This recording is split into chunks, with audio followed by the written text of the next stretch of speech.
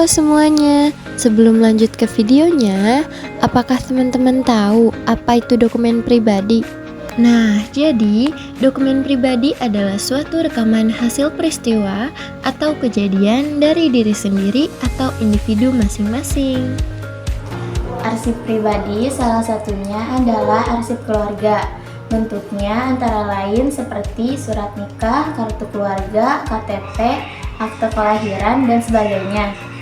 Arsip pribadi juga memerlukan cara penyimpanan yang benar, seperti disimpan lebih tinggi dari lantai supaya terhindar dari banjir atau kelembapan. Betul nih teman-teman, sebaiknya tempat penyimpanan dokumen letaknya lebih tinggi dari lantai.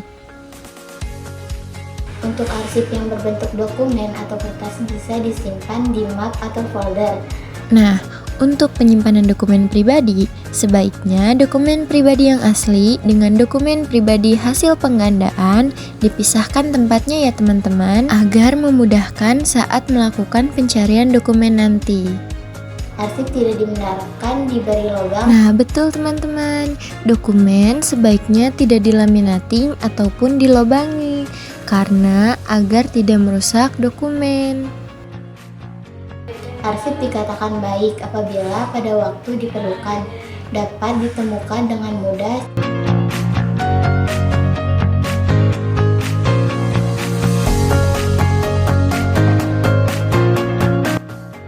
Nah teman-teman, selanjutnya adalah sedikit penjelasan tentang cara penyimpanan dokumen yang benar dan faktor-faktor perusak arsip.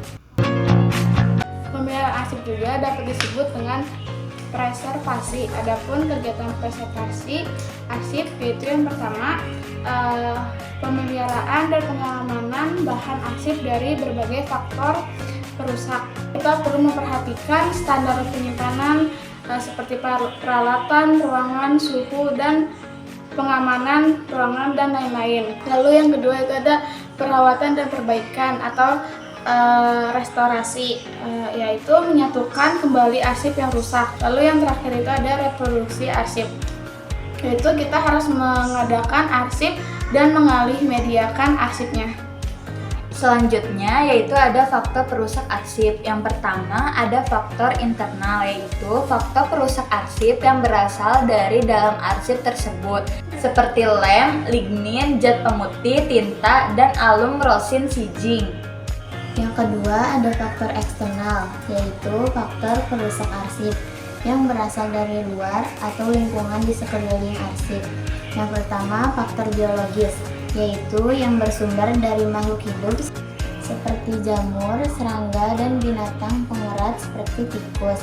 Yang kedua, faktor fisika, merupakan faktor perusak yang disebabkan oleh berbagai hal seperti cahaya dan panas.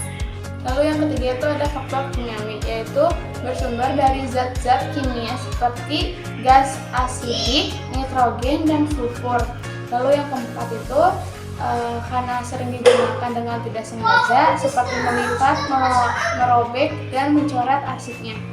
Lalu yang terakhir yaitu faktor bencana alam dan musibah seperti kebakaran, banjir, ataupun kehilangan karena pencuriannya.